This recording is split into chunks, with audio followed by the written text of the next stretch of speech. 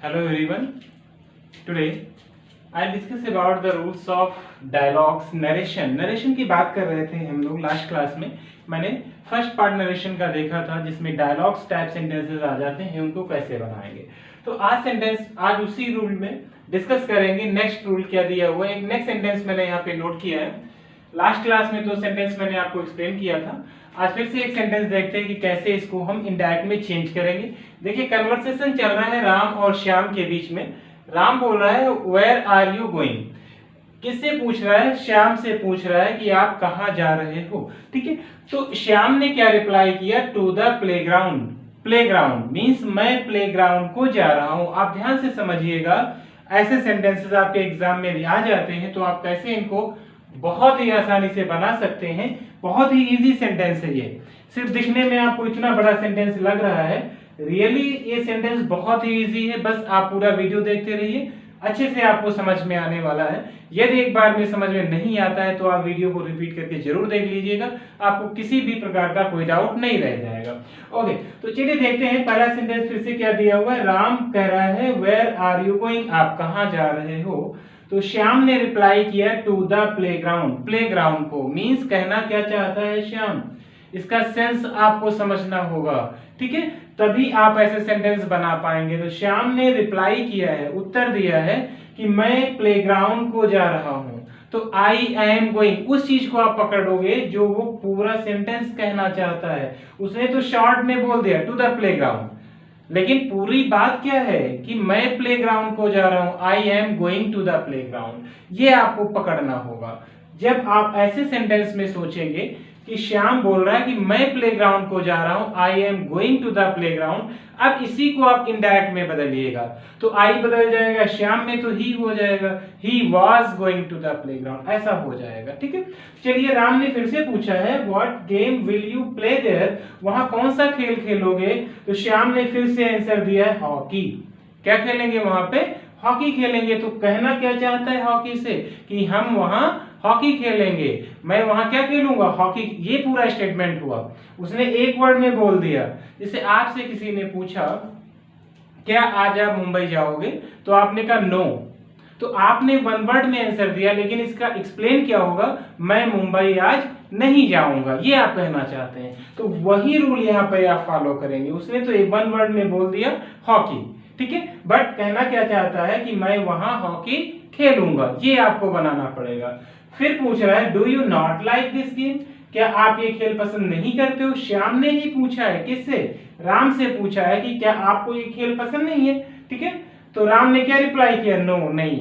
अब नो में क्या छुपा हुआ, इस बात को पकड़िए आप, नहीं मुझे ये खेल पसंद नहीं है। ठीक है, means I don't like this game. तो ये आप चेंज करोगे इसको। फिर आगे फिर वो जवाब दे रहा है आई लाइक फुटबॉल, मुझे क्या पसंद है? फुटबॉल पसंद है। तो श्याम फिर कह रहा है ऑल राइट, ठीक है, वी शैल प्ले फुटबॉल, चलो हम फुटबॉल खेलेंगे। ठीक है, तो राम ने फिर से कहा प्लीज वेट फॉर 5 मिनट्स, कितना वेट करिए? 5 मिनट वेट करिए।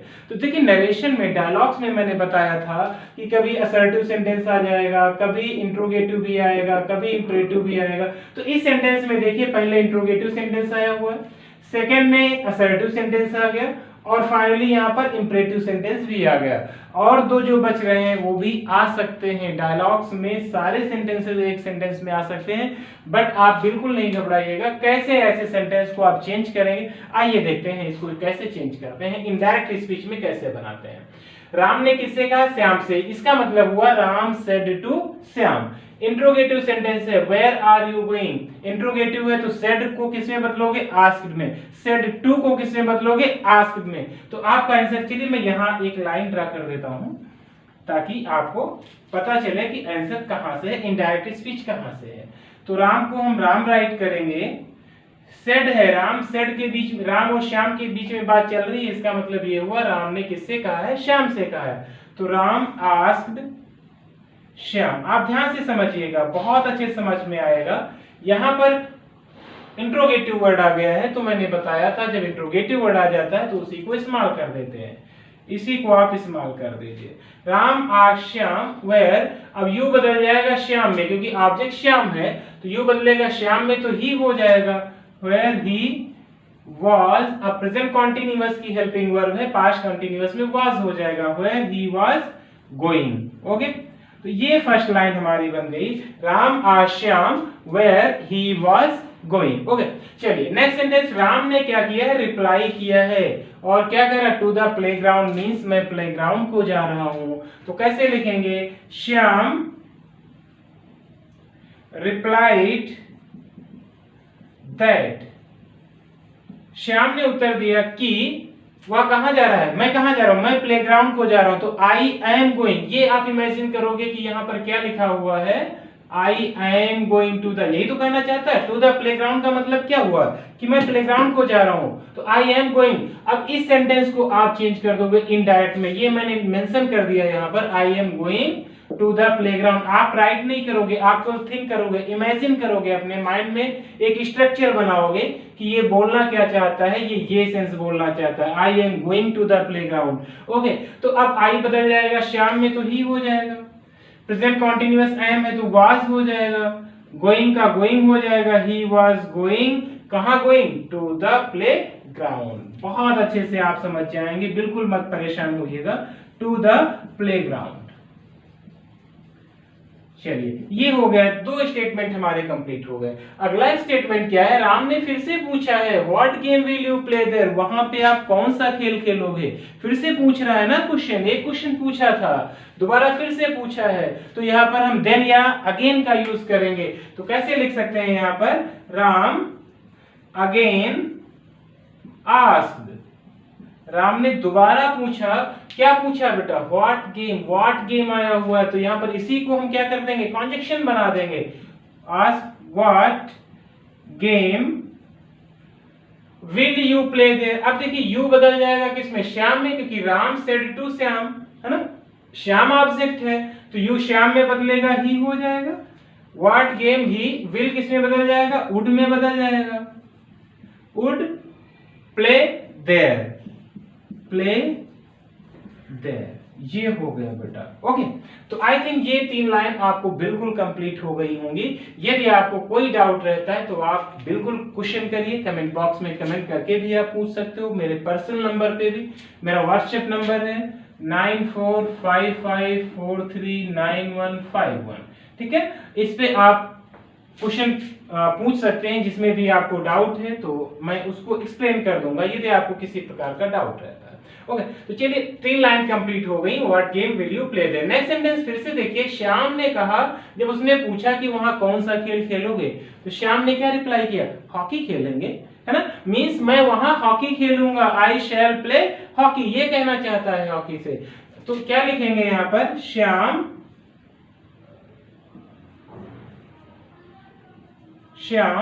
रिप्लाइड अगेन, देखिए फिर से यहाँ पे बदल गया, क्योंकि पहले जब रिप्लाई किया था तो हमने अगेन नहीं लगाया था, लेकिन दोबारा रिप्लाई कर रहा है तो यहाँ पर अगेन लगा देंगे। तो श्याम रिप्लाइड अगेन, श्याम ने दोबारा अब यहाँ पे उत्तर दिया है, तो इसलिए आप क्या करेंगे, अगेन या देन का यूज करेंगे। श्याम रिप्लाइड अगेन, या फिर श्याम अगेन रिप्लाइड, दोनों तरीके से लिखा जा सकता है, ऐसे भी लिख सकते हैं, Shyam again replied, Shyam again replied, Shyam ने दोबारा आंसर दिया क्या, हॉकी, रिप्लाइड दैट। अब देखिए यहां पर क्या है, हॉकी से कहना क्या चाहता है कि मैं वहां हॉकी खेलूंगा, आई शैल प्ले देयर हॉकी। तो अब आई शैल, आई बदल जाएगा, श्याम में ही हो जाएगा।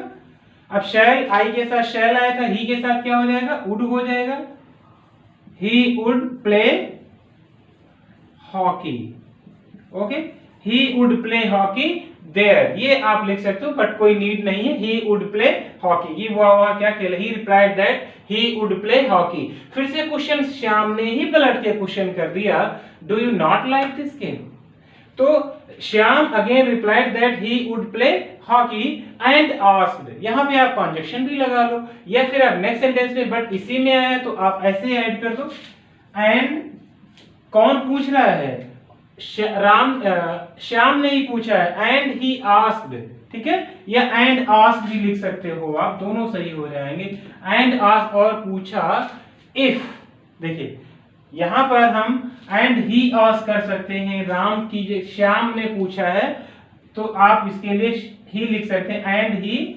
आस्क्ड, और उसने पूछा क्या do you not like this game. If conjunction क्या हो जाएगा यहाँ पर, चलिए मैं नीचे लाइन में लिख देता हूं।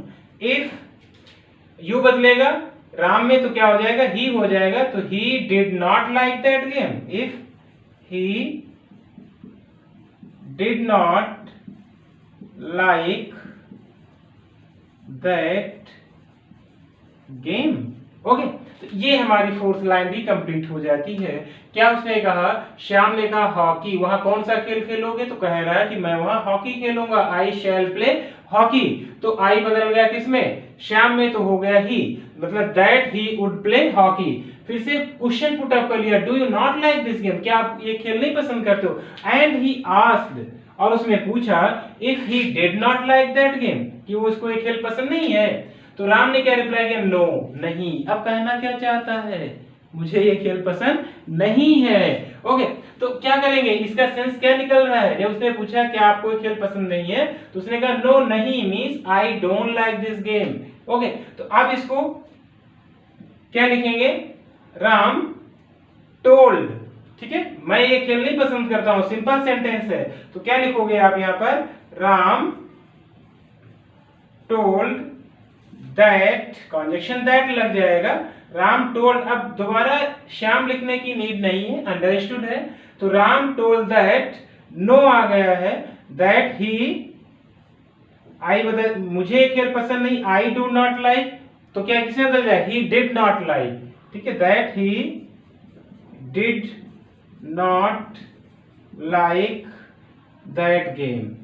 ओके, आप दैट गेम भी लिख सकते हो, लेफ्ट भी कर सकते हो। He did not like that game and, फिर से बोला है, एंड आई लाइक फुटबॉल, मुझे क्या पसंद है, मुझे फुटबॉल पसंद है, तो फिर से एंड लगा दीजिए, यहां पर इसको जोड़ दीजिए, एंड सेड, तो यहां पर भी टोल्ड लगाया था, Ram told that he did not like that game and said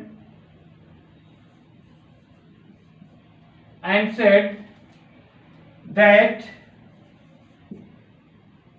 told कर दीजिए क्योंकि अंडरस्टूड है ऑब्जेक्ट यहां पर, एंड टोल्ड दैट, और बोला कि आई लाइक फुटबॉल, तो he liked football, that he liked